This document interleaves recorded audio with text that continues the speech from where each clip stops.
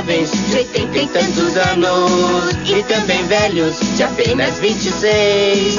Porque velhice não significa nada, e a juventude volta sempre outra vez. Se você é jovem ainda, jovem ainda, jovem ainda, amanhã velho será, velho será, velho será.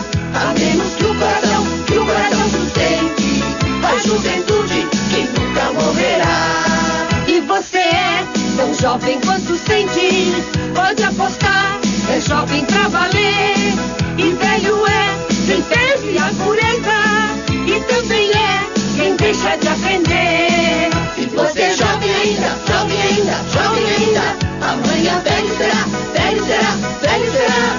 A menos que o coração sustente a juventude que nunca morrerá.